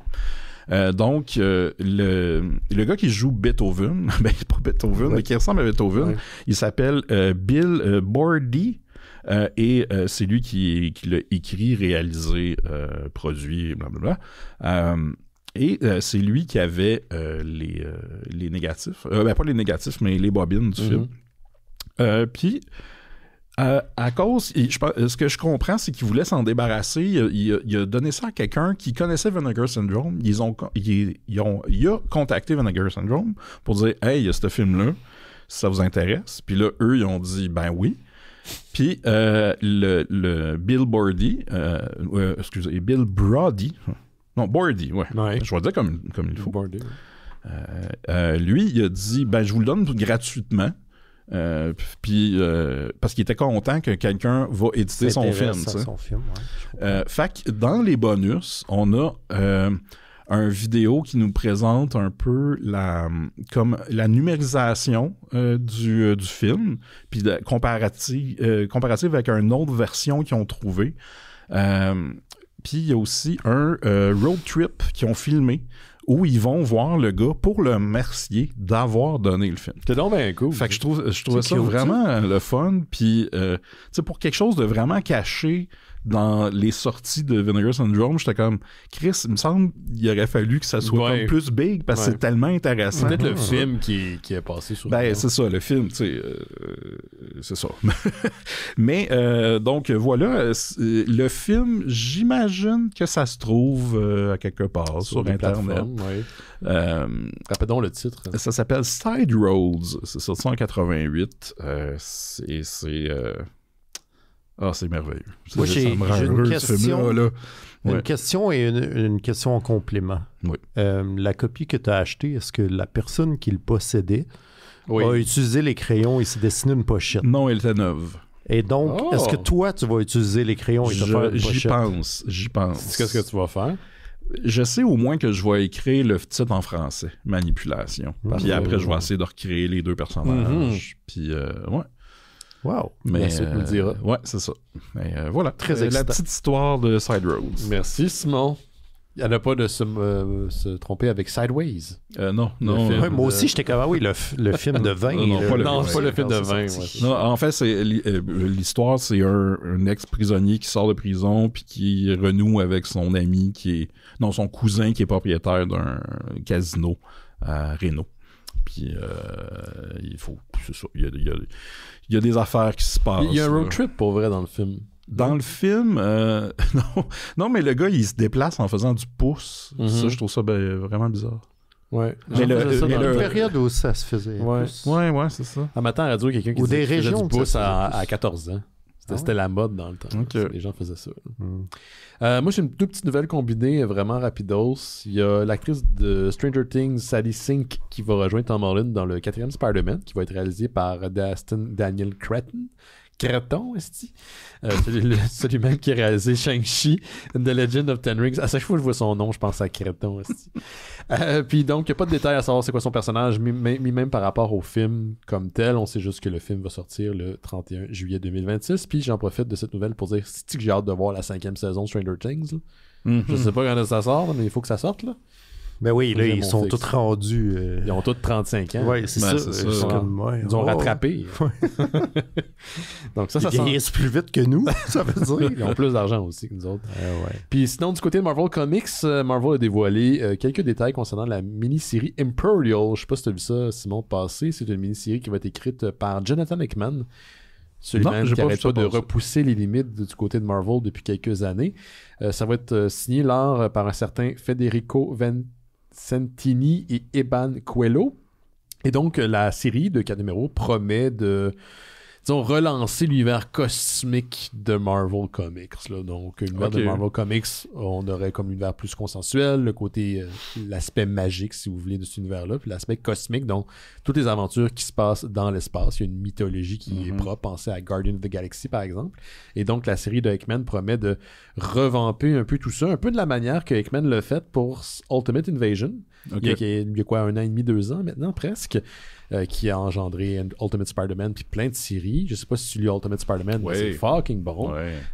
Encore excellente série. Est-ce que je pense que vous avez lu pour le show Gods, hein? Ouais, j'en ai parlé avec mon ami et ancien collègue Jean-Philippe Descaries-Mathieu ici, puis c'était très difficile. Ça avait l'air intense. C'était chaud, ça avait l'air rochant. JP a plus compris que moi, je crois. Moi, je me suis perdu. Tu sais, Hickman, des fois, c'est pas toujours accessible. Ça, il était dans les high concepts. Là. Il mélangeait magie, technologie, puis il a comme rajouté sa propre mythologie là-dedans, puis l'histoire d'un personnage qu'il a créé pour l'histoire. Mm-hmm. Tu sais, c'est le genre de série que je sais que je lis, puis que je passe à côté de la track, mais je sais qu'il y a quelque chose qui est là. Ouais. Mais j'ai l'impression de pas avoir toutes les clés pour comprendre, mais j'ai pas l'impression qu'on me pitch de la fumée. Là. J'avais quand même aimé. Je pense pas que tu l'as lu encore. Moi, j'avais lu le premier numéro. Puis, oui, le premier est très accessible. Je m'étais dit... je pense que j'avais commencé le deuxième, puis là, j'étais comme... ouais, je suis pas dans ce mood-là. Puis, à un moment donné, j'ai comme... Peut-être à lire Sous-Mariner. Je sais pas, c'est très... c'est fucked up, là. C'est vraiment ésotérique. Il y a 8 numéros au total. Faut vraiment que tu sois dans le mood. Faut vraiment que tu sois dans le mood, puis que tu prennes plusieurs sessions pour pouvoir la lire. J'avais adoré l'art, par exemple. L'art était magnifique. Donc, Hickman qui réplique encore une fois avec cette série-là qui va sortir le premier numéro le 4 juin. On parle de 4 numéros, encore une fois. Fait que c'est ça. On va y aller avec toi, mon cher Laurent. Yep. Yeah. Short and sweet. Sweet. J'ai encore lu des livres. Like my dick. Ça a l'air que tu lis des... Hey! Juste te dire... Qu'est-ce que t'as dit, toi? T'as dit quelque chose en parallèle que j'ai pas entendu. J'ai dit like my dick. Oh, s'il vous plaît. Toujours le premier show de quelqu'un, hein? Salut. Ça peut être le dernier aussi. Ça peut être souvent, ouais, c'est souvent le dernier. C'est toujours le dernier C'est show. toujours le dernier. c'est souvent le premier show. Ça a fait déborder le bar. Ouais, la goutte. C'est ça. Man, tu sais, comme pendant la pandémie, là, on s'en rappelle, j'étais plus capable de lire. Ouais. Ça m'a vraiment suivi longtemps. Puis je sais pas si je pense que tu avais eu le même problème au début ou. Oui, on avait parlé dans le personnel. Moi, j'avais pallié à ça en lisant. Dune? Entre autres. Non, moi, ce que j'avais trouvé, c'est que si je lisais plein d'affaires en même temps, mais par petits chapitres, ça marchait. C'est ça. J'étais pas capable de me concentrer longtemps sur quelque chose, mais si je lisais plein de quelque chose, ça marchait pas. J'ai essayé, puis ça n'a pas marché. Mais je viens de récupérer mon mojo depuis très peu. Oh yeah. Et je lis un livre par semaine depuis 8 semaines. Quand tu dis un livre, là... C'est un livre de entre 200 et 300 pages. Avec pas d'image. Non, pas des bandes dessinées, des livres. Ah oui, on dort. Ouais. Je suis comme dans un mood. Mais c'est parce que je me couche tôt, j'écoute plus, puis je doom scroll plus parce que, anyway, fuck it. Ça, c'est bon. Ça prend beaucoup de temps dans une semaine. Fait que c'est le temps que je prenais là-dessus. Arrêtez de doom scroller puis lisez un livre. Ça aide en maudit à dormir aussi après. Ouais, moi, je lis mes comics. Avant d'être couché. Ouais, parce que le jour, on dirait que je suis trop fatigué puis je m'endors après 2 numéros. Ouais, je comprends. Je coque des clous, ça me fait chier, mais... C'est rendu ça, notre vie. Ben ouais. Moi, j'ai passé ma jeunesse à me moquer de mon père qui dormait devant la télé, puis à cette heure, c'est moi. Ben, je me souviens d'un souper auquel on a assisté il y a plusieurs années de ça, puis je m'étais endormi sur le sofa, puis assis. Ouais. Puis tu faisais beaucoup ça dans ce temps. Oui, parce que je travaillais très tôt à l'hôpital, puis je dormais pas mes nuits complètes. Je faisais des 4-5 heures de nuit, c'était dégueulasse. Puis je me souviens que je m'étais réveillé devant le kid de Marie-Lune, notre amie Marie-Lune, puis il m'a regardé weird, puis je suis Chris, je suis rendu ce gars-là. Puis, juste pour te dire, j'ai vu une photo de son fils aujourd'hui qui a presque 18 ans. Il est jacké avec des homme. C'est un homme. Oui, je sais, à chaque fois que je le vois, j'ai comme envie d'aller me recoucher à tout jamais. Genre, je suis comme, Bastien, le monde t'appartient, puis plus à moi. Ouais, exactement. Au revoir. T'es en train de devenir officier. Ouais. Oh! Ouais. Excuse-moi, je suis parti dans une tangente que peut-être personne comprend. Et gentleman. Oui, exactement. Oui, probablement, gentleman. Fait que, je vais te donner des idées de choses à lire. Gentleman cambrioleur. Oui, c'est ça, c'est Arsène Lupin. Ouais. C'est que tout est dans tout. Parce que je vais vous parler d'un manga qui s'appelle Losers, Ouais. Vous allez voir le lien, que tout est dans tout parce que c'est pas clair. Le sous-titre, c'est Chronique d'un magazine légendaire. Puis en gros, ça se passe dans les années 70. Puis c'est comme une histoire vraie, là, si vous aimez comme moi les affaires qui se passent dans le milieu de l'édition et du manga. Il existe plusieurs autobiographies sur des mangakas puis leur début, mais là, c'est vraiment sur le début du seinen, donc d'un manga plus adulte dans une époque où, genre, le manga, c'est vraiment... Du shonen. Ouais, puis c'est vraiment pour les enfants. Puis les adultes, ça les intéresse pas, puis parce qu'il n'y a rien pour eux. Puis qu'il y a un éditeur en quelque part qui se dit peut-être que, tu sais, des ados, on pourrait, si on leur offrait des affaires qui marcheraient pour eux, puis comme tout le processus derrière ça, ainsi que le début... les débuts d'un auteur qui deviendra très populaire, qui s'est fait connaître sous le nom de Monkey Punch et qu'on connaît pour être le créateur de Lupin the Third. Donc, c'est-à-dire cette version japonaise de Arsène Lupin, qui a donné entre autres le film du château de Cagliostro, le premier long métrage de Miyazaki, mais qui était donc à la base un manga. C'est-tu un chien? Arsène Lupin chien, c'est ça? Non, c'est pas le même. C'est un autre qui ressemble à... Un cochon? Thierry Lhermitte. Ouais, un mix entre un peu quand même, je le vois quand... Il y a un gars à ma job... Si Thierry Lhermitte est un grand macaque, mettons. Ça, là, c'est vraiment à cause que dans mon petit guide de super écran, il y avait une pub pour le film Ripou. Oui. Puis en dessous, il y avait une pub pour un Lupin troisième qui passait à super écran. Fait que je pense j'associe tout le temps Ripou et Lupin the Third. À cause de une fois une page dans un TV hebdo. Ouais. C'est fascinant, la Les mémoire. images qui collent, hein? Quand même. Moi, j'en ai déjà parlé, c'est la pub de ZZ Top. C'est comme qui était une annonce de bière. Ouais, l'annonce de Budweiser. Là. Avec ZZ Top. Je l'ai dans la tête depuis genre 20 ans. Excuse-moi. Hey, ça me fait plaisir de savoir tout ça. Ouais.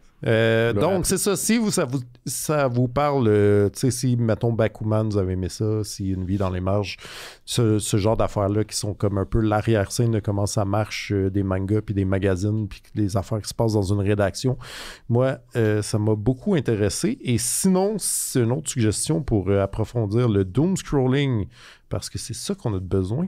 J'ai enfin lu le livre When the Wind Blows, qui vient d'être traduit en français. Ça a déjà été fait en français, mais c'est la première fois que je le vois, et ça s'appelle Quand souffle le vent.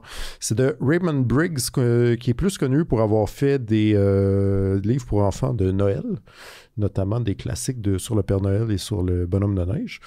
Oui, je regarde Simon parce que Noël. Ouais, mais ça, c'est sa BD sur un couple de vieilles Anglais. C'est une BD qui date de la guerre froide et qui traite de la guerre froide, puis c'est un couple de vieilles Anglais qui sont comme peut-être qu'on va rentrer en guerre bientôt. J'ai pris cette brochure du gouvernement pour se mettre à l'abri s'il y a une bombe, puis que là la bombe pète, puis qu'ils sont comme suivons les trucs du gouvernement, puis là c'est genre comme 60 pages de eux qui dépérissent lentement de radiation en se disant mais c'est correct, les secours s'en viennent nous sauver. Laurent. Pour vrai, c'est un des livres les plus tristes que j'ai jamais lu. Mais c'est vraiment bon pour vrai. C'était vraiment prenant. J'avais déjà vu, il y a eu un film d'animation dans les années 80. Les bonhommes, ils étaient comme animés traditionnellement, mais tous les objets alentours étaient comme en stop motion, là, dans des vrais décors. Mm-hmm. Le film est vraiment bon aussi, avec une trame sonore de Roger Waters. Ben oui, c'est sûr. Ben oui, c'est ça. Mais c'est son mood. C'est son mood. Puis pour vrai, j'ai vraiment aimé ça, mais c'est fucking dark. Puis tu sais, c'est vraiment, tu sais, c'est des tout petites cases, là. Il y a 7 bandes, mettons, de cases par page, là, ce qui fait que tout est un peu comme oppressant, puis comme claustrophobique, mettons, mais tu sais, en même temps, le petit couple, il est vraiment cute. Il a l'air d'un petit couple joué par les Monty Python, là, tu sais, comme « Oh dear, you know, telle affaire », tu sais, comme très candide et naïf, mettons, là, puis c'est ça. Puis Là, à la fin, ils saignent On dirait que des gencives parce qu'ils sont empoisonnés. On dirait que tu décris Wallace and Gromit à l'heure de la guerre nucléaire. Oui, ben c'est un mélange peu... de Wallace et Gromit et Threads. Oui, c'est ça. Ouais, c'est pas mal ça. Threads, le nouveau Twitter. Non, je parle... Non, ça c'est Blue Sky. Ah, ouais, Non, je parle le film qui Threads. montre c'est quoi qui arriverait à l'Angleterre s'il y avait une bombe nucléaire. Ouais. Ah, C'est quoi le film où est-ce qu'à la fin il meurt, là, c'est un couple qui essaie de se sauver, là, mais il y a une alerte nucléaire. T'en as déjà parlé à l'émission. C'est pas un couple, c'est un dude, mais c'est... Oui, c'est un dos, mais il tripe sur une fille. Ouais. Hey, ce film-là m'avait Je sais qu'en traumatisé. français, il me semble, c'est appel d'urgence, mais en anglais, c'est... Ah, fuck. Il faut qu'il sauve, puis il essaie de la Miracle Mile. Ah, sacrément, Ouais. man, ce film-là. Parce que tout le long, tu sais pas s'il y a vraiment une bombe ou pas. Ouais. Ouais. Comme dans Comme dans la vraie vie. 10 Cloverfield Lane. Ouais. Oui, c'est vrai. Ben, finalement, c'est pas une bombe. Non, c'était un monstre. Ouais. Good times. C'est un bon film, ça. Ouais, moi, je l'aime fou. Je t'ai aimé, ce film-là. T'avais-tu fini, Laurent? Oui. Moi, j'ai plus rien. Est-ce que tu restais quelque chose, toi, Simon? Non, je pense que je vais arrêter là. Excellent. Fait que toi, Laurent, t'avais fait le toto ou t'es garde pour Bon, deux je peux semaines? garder ça pour la prochaine fois. Ah, juste un petit truc vraiment rapidos, parce que moi, je suis un amateur de true crime, puis j'essaie de mettre la main sur des trucs nouveaux, intéressants, puis je répète ma formule. Moi, ce qui me plaît, c'est quand, dans le contenu et dans le contenant, dans l'esthétisme, on pousse un petit peu le niveau. Fait que des fois, je peux écouter une série sur des faits que que je connaissais déjà, mais à cause de l'approche, à cause de l'esthétisme, tout ça, je vais vraiment capoter. Puis là, j'ai vu l'adaptation d'un livre en série pour Netflix. La série, elle dure comme... En fait, c'est pas une série, là, c'est un film de 1h30. Là, au moins, ils ont compris que t'as pas besoin de faire une série de 4 épisodes d'1 heure. Tu peux le faire en un condensé d'1h30. Le film en question sur Netflix s'appelle Chaos: The Manson Murders. C'est réalisé par un certain Errol Morris et c'est basé sur un livre qui s'appelle Chaos: The Charles Manson and the CIA and the Secret History of the 60s de Tom O'Neill.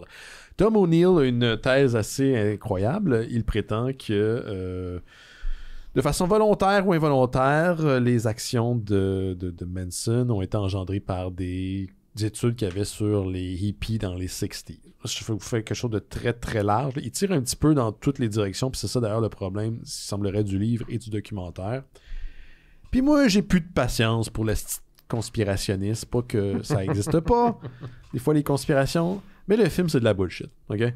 C'est 1h30, c'est 45 minutes de... On rappelle c'est quoi les faits de la Manson family, les meurtres qu'ils ont causés, le chaos qu'ils ont fait, qui était Charles Manson, qui le suivait, qui ont assassiné, tout ça. Fine, le film là-dessus se tient. Puis après, je te dirais pas une heure, mais les 30 dernières minutes qui suivent, c'est les espèces de conspirations qui tirent à gauche et à droite, qui tirent des liens plus ou moins ténus, qui reposent sur absolument fuck all. Fait que si vous êtes comme moi un peu tanné. Mais attends, quel genre d'expérience? Les affaires de LSD et tout? Ouais, mais c'est parce que... Regarde... Manson a fréquenté... Ouais, c'est lui qui a... Non, mais Manson a fréquenté une clinique dans les années 60 en Californie, où il amenait des filles pour des avortements, puis aussi, c'est un gars qui avait une certaine sexualité très, très débridée. Donc, des gens de son groupe, des gens associés au groupe pour traiter des maladies vénériennes, peut-être même lui se faire traiter. OK. Puis là, il y a comme tout un espèce de lien où son parole officer, donc la personne qui était chargée de vérifier ce qui obéit aux lois après sa sortie de prison, était associé à la clinique. Puis cette clinique-là, le médecin qui s'en occupait était peut-être associé au MI. Genre aux études de MK Ultra qui ont vraiment eu lieu à travers une série d'universités ici, même à Montréal, il y a eu des... mais c'est là où ça vient comme... Ouais, c'est ça. Tu peux tisser les mêmes liens avec nous autres à Montréal, sur d'autres affaires, puis... Mais même si c'était vrai, pourquoi eux, ils auraient plus tué du monde que les autres? C'est un peu le problème du film. Le film fait du edging en disant... leur agissement est comme le résultat d'expérience et le fait qu'ils ont été un peu entraînés à faire précisément ça. T'sais. À tisser des liens ténus, tout est vrai puis tout est faux. Ça ressemble à... genre, je connais 2 fun facts sur les 60s. Je vais essayer de les emboîter ensemble. Il y a peut-être des liens, mais des liens, c'est pas une preuve. Puis pour vous dire, Joe Rogan a trippé là-dessus, fait que fuck off. Bon, OK. Bon, Sur l'auteur. C'est C'est une bonne histoire, mais partez pas votre temps avec ça. Je dois dire par contre du côté esthétique, le film est vraiment intéressant. Il est beau. C'est un beau film, avec la belle infographie. Moi, je suis fan d'infographie bien réalisée. Mais dans le fond, je trouve que ça tient sur une feuille de papier. Fait que voilà ce que j'avais à dire. Puis sinon, si vous voulez pas vous faire chier, mais écoutez de quoi de positif, pas positif, mais intéressant. La nouvelle saison de Daredevil est disponible. Born Again. Il y a 3 épisodes qui sont dispo en ce moment. Tu les as-tu regardés? J'ai écouté les 2 premiers. Il faut que j'écoute le 3e. J'ai pas eu le temps. Toi? Oui. J'ai eu le temps de regarder le premier. C'est vraiment dans la veine de la série d'origine.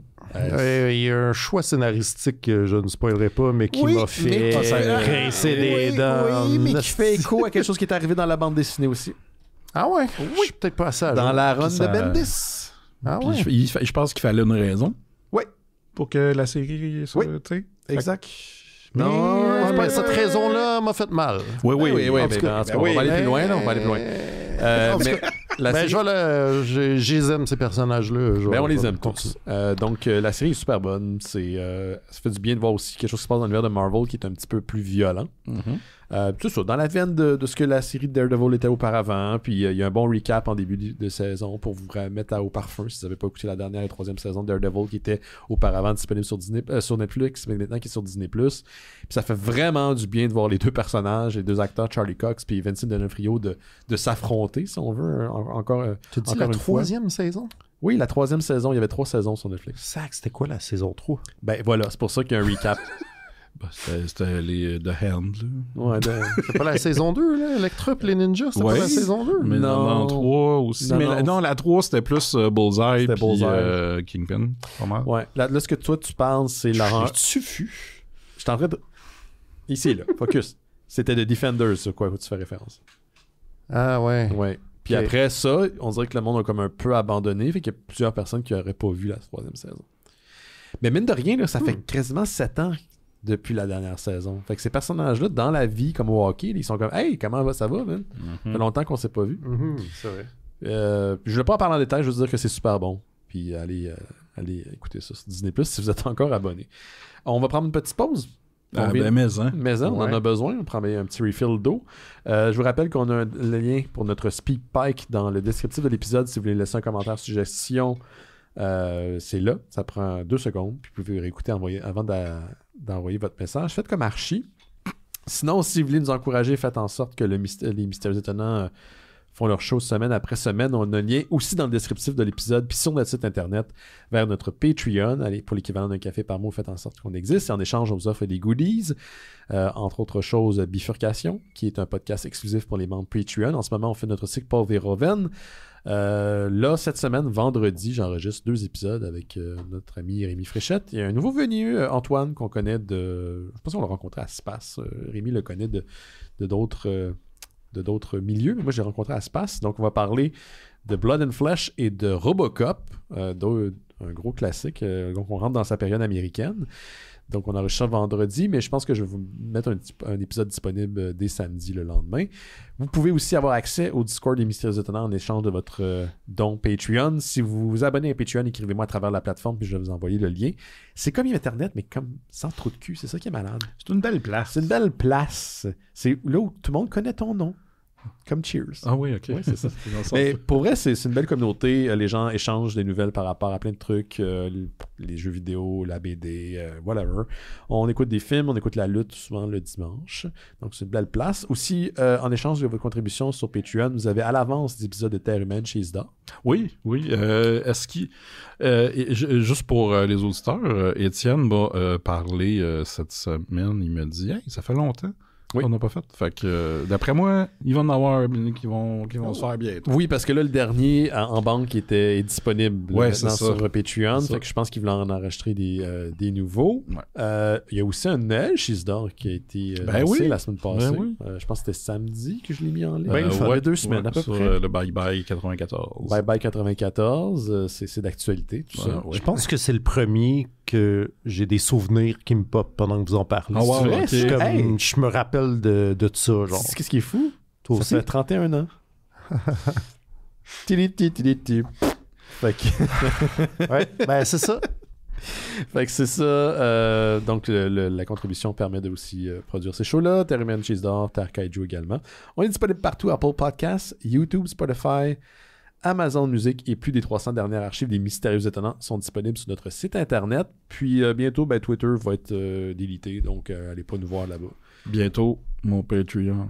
Oui, c'est ça, tu vas lancer un projet. Oui, Là, la semaine passée, pour les gens qui écoutaient live, nos micros étaient fermés, puis je pense que tu l'as dit, puis on l'entend. Non, je l'ai dit pendant... Tu l'as dit après? Je me souviens plus, il y a 2 semaines. En ondes.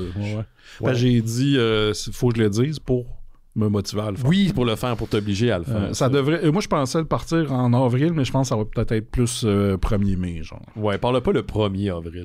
Ouais, non, parce que là, les gens vont être mélangés. Parler à Pâques. Ouais. Attends, dimanche c'est toi ou le vendredi?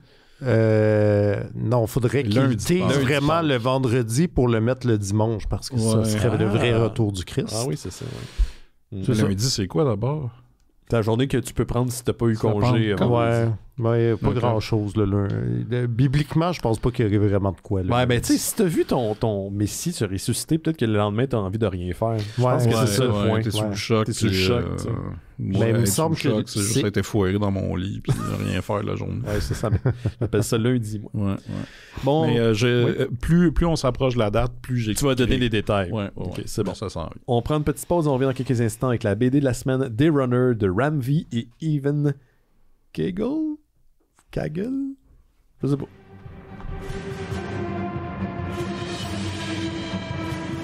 Vous écoutez Les Mystérieux Étonnants, on va maintenant parler du sujet de la semaine, et cette semaine, il s'agit d'une bande dessinée de Dark Horse Comics, Dawn Runner de Ramvi, et Evan Kagel. Pas l'exercice, là. Son nom, c'est C-A-G-L-E. C'est juste... OK? Voilà. Mais oubliez pas de faire vos Kagel. Oui, c'est important, ça a l'air. Surtout avec l'âge. Oui, c'est très, très important. Vous savez que... Non, j'allais parler que Johan a une théorie par rapport à ça, mais il en parlera la semaine prochaine. Une théorie sur les Kagel? Non, je garde. Je veux pas le faire parler. Mais non, c'est ça. Il en parlera lui-même la semaine prochaine. Donc, on est dans un univers fictif, bien sûr, mais on n'est pas dans un univers qui était précréé. On est dans un nouvel univers qui se tient de lui-même.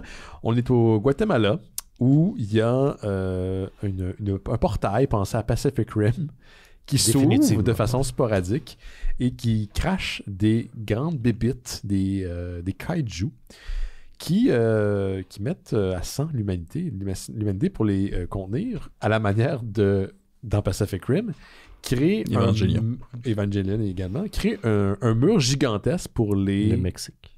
Ouais, pour les... oui. Je peux-tu faire? Oui.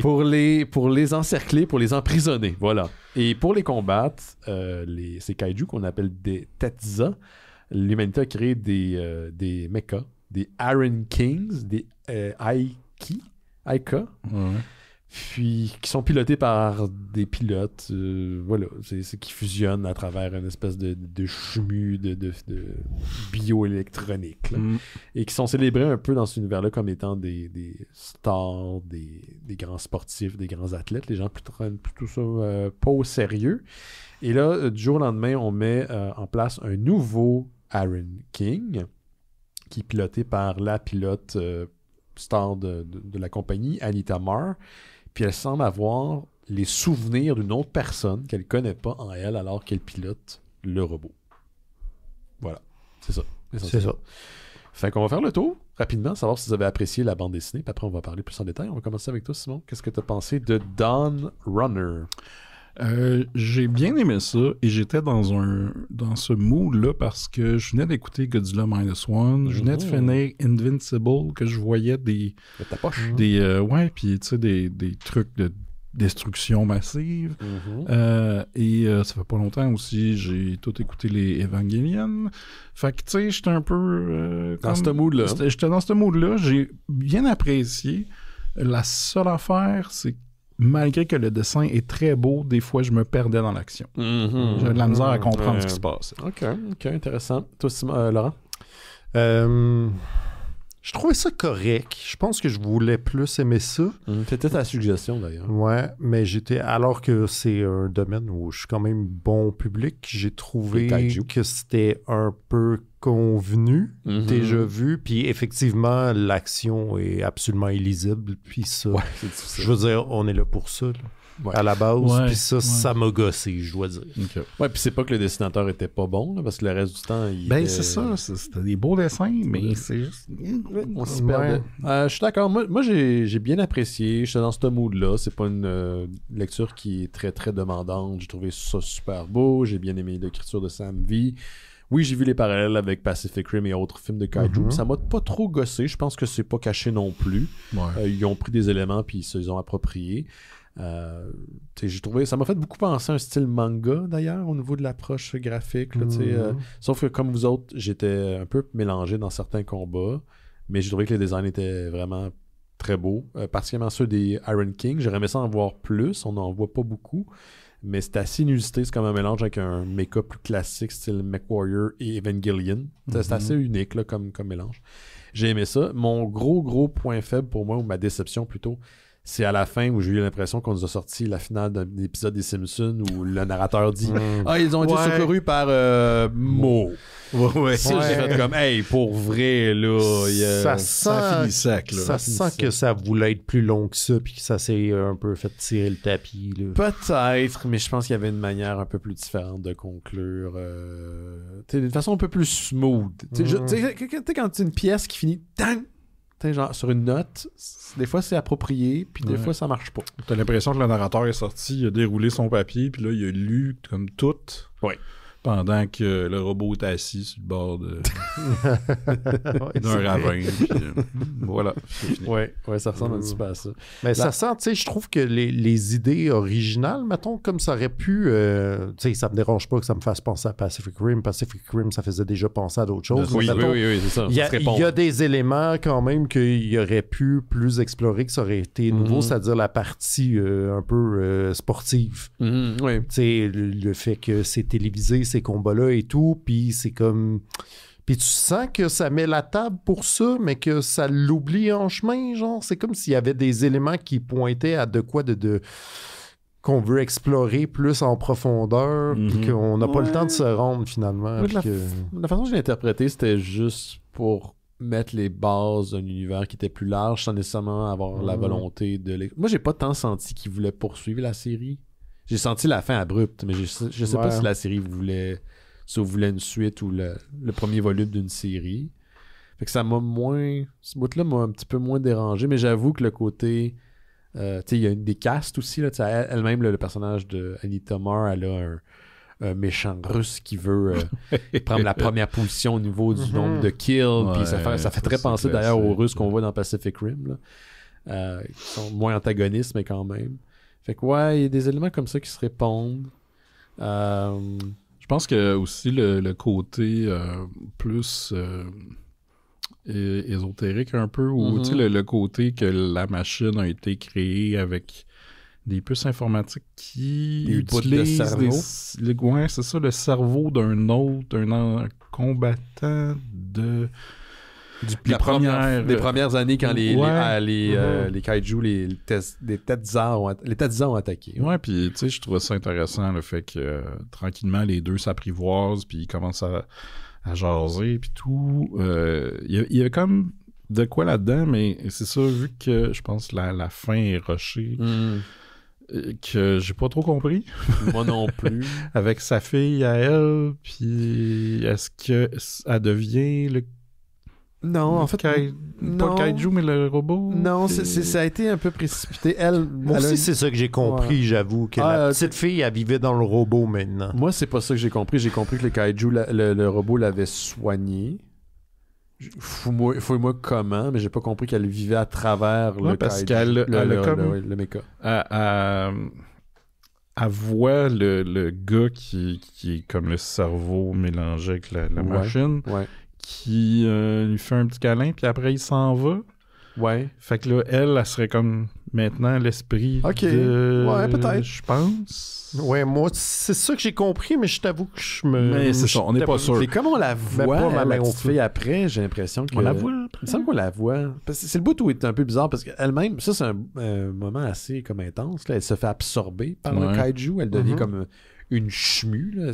Les pilotes sont des Dans Iron des genres King de sont mis dans des caissons. pods, des caissons avec du matériel biologique pour, je sais pas, favoriser la communication avec le robot. Là. Puis elle finit par être consommée par ce truc-là. Je sais qu'elle est restituée à la fin. Ouais. Ça, je l'ai catché. Puis j'ai cru comprendre que peut-être le remède, c'était ça, genre aussi, l'espèce de pod, mais ça se peut que je me trompe. Tu vois, je l'ai lu. C'est ça. Puis tu sais, je pense qu'il aurait pu aussi explorer un peu le fait que les Tetza, les kaiju qui sont là, on se fait dire que ce qu'ils veulent, c'est de l'aide. Oui. Puis là, il y a un très gros kaiju qui arrive. Qui est horrible. Et là, notre mecha devient, à cause qu'il merge avec quelque chose, devient un petit peu organique aussi. Oui. Fait que là, ils se combattent, puis là, ils réussissent à battre le gros. Puis là, les Tetsa sont comme, de ce qu'on comprend, c'est comme qu'ils sont soulagés. Ouais, ils sont comme contents. Ils cherchaient de l'aide contre ce gros kaiju-là. C'est ça. Ouais. Puis le timing pour que cette affaire-là apparaisse, il n'y a pas vraiment de raison d'expliquer non plus. Non. Puis, tu sais, ça manque de réponse un peu. Un petit peu. Pas juste mais le dessin qui est pas clair, c'est ça que je déduis de notre discussion. Ben, autant que par moment le dessin est pas clair, parce que les designs aussi sont absolument comme tu sais, c'est autant les kaiju que les mechas ont un design qui est pas intuitif. Ouais. Fait que je pense que ça aide pas, surtout quand les deux se battent avec beaucoup de lignes de vitesse. Ben ouais, il y a beaucoup de moments où j'étais comme, je sais pas ce que je regarde. Exact. Je pense que ceci est un morceau de robot, mais je comprends pas quel morceau de Est-ce robot. que c'est le genou du robot? Ouais, c'est la face. Oui, c'est ça exactement. Mais malgré ça, le reste, moi j'ai trouvé que au niveau du design, j'ai full trippé. Ouais. Je suis vraiment embarqué dans ce monde-là. Fait que je pense que si le dessin avait été un petit peu plus push, je serais déçu de ma lecture, mais ça m'a gardé en haleine. On dirait que ça aide à l'appréciation d'une BD comme ça, même si tu comprends pas trop, que ça soit quand même beau. C'est comme, au moins, tu sais, il y a quelque chose. Mais j'aurais aimé ça avoir des moments de genre, c'était hot, ça. Ouais. Puis là, vu d'où à cause de la confusion, j'en ai pas eu un. Il n'y a pas tant de combats non plus de kaiju. Non, c'est ça. Il y en a peut-être deux gros. Il y a celui de la fin, puis il y a celui au début quand on voit... le premier combat. C'est ça, le premier combat. Mais c'est ça, il y en a n'y a plus pas dans les de films de moment où... Ouais. Il y en avait plus dans GLA versus Godzilla. C'est pas peu dire. C'est pas peu dire. Pas peu C'est dire. ça, fait qu'il n'y a pas de moment où j'étais comme... Hostie, ça c'est badass. Comme ce qui est d'habitude qu'il y a ça dans une affaire de kaiju, je suis satisfait, je n'en demande pas plus, tu sais. Ouais. Fait que, ouais.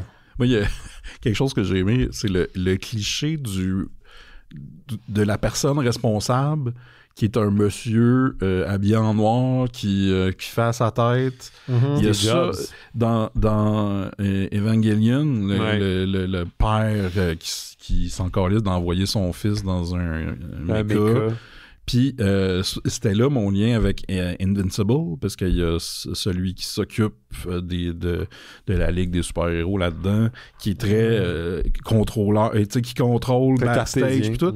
Fait j'étais comme, hey, ce style de cliché-là, là, on dirait que ça revient tout le temps dans ce genre d'histoire-là. Ouais. Mais c'était correct, parce que ça aidait le récit. Mais je l'ai senti un peu comme, pas des clichés, mais des tu sais, en anglais, on dit des tropes. C'est un peu des clichés. Ouais. Mais tu sais, des clichés bien amenés. Tu sais, ils m'ont pas tant gossé. Je pourrais pas dire pourquoi, mais ça m'a pas tant irrité. Puis tu sais, c'est un 5 numéros, je pense, au total, là, qui a été combiné en un trade. Puis à ma connaissance, il n'y aura pas de suite. Puis malgré la fin, ça se contient bien. Tu sais, j'ai pas senti que c'était trop long ou trop rapido, ou trop précipité. Tu sais, moi, Ramvi, c'est un peu hit and miss avec moi. Des fois, ça marche. Des fois, c'est comme... Ouais, je comprends ce que tu veux dire. Je trouve que le gars, il a des bonnes idées, mais que ça me laisse souvent sur ma faim. Oui, c'est vrai. Dans l'exécution, il y a quelque chose qui manque. Ouais. Et puis encore là, il y a quelque chose qui manque. Ouais. Mais tu sens l'amour pour les kaiju, tu sens l'amour pour les mechas, tu sens l'amour pour ce genre-là. Ce truc-là, je le voyais en animé. T'sais, je t'avoue qu'il y a des scènes que je lisais, puis je vois un dessin animé. J'aurais aimé ça voir le dessin animé durant les chorégraphies de combat. Ouais. C'est le seul truc qui m'a un peu gossé. Mais quand tu regardes au niveau du trait, il y a des trucs qui faisaient très manga, je trouve. Ouais. Est-ce quelque chose à rajouter? Je sais pas si on semble qu'on fait le tour. Ben, c'est dur de rajouter quelque chose là-dessus.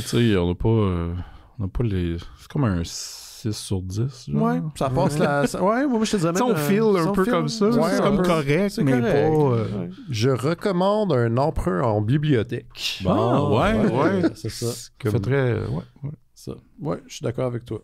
Puis... si vous voulez lire du bon Sam-V... Ram-V. Ram-V, moi aussi je dis Sam-V tout le temps.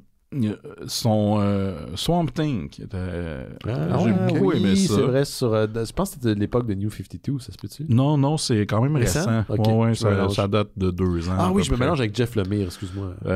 Puis je pense qu'on avait lu The Many Deaths of Layla Starr, quelque chose Ouais, comme ça. ouais. Puis ce qu'il a fait sur Venom aussi, c'était pas pire. Ouais, cool. En ce moment, il sort des singles d'une série qui s'appelle, je pense, Godzilla Heist.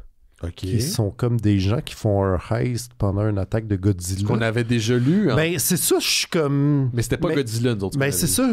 J'étais super confus. J'étais comme, c'est une bonne idée. Mais je suis comme, mais j'ai déjà lu ce comic-là. Je suis comme, mais non, mais c'est nouveau. Puis là, j'étais comme... On avait été déçus. Je me souviens pas du nom. Ouais, il me semble qu'on s'était dit l'idée est vraiment bonne, mais que...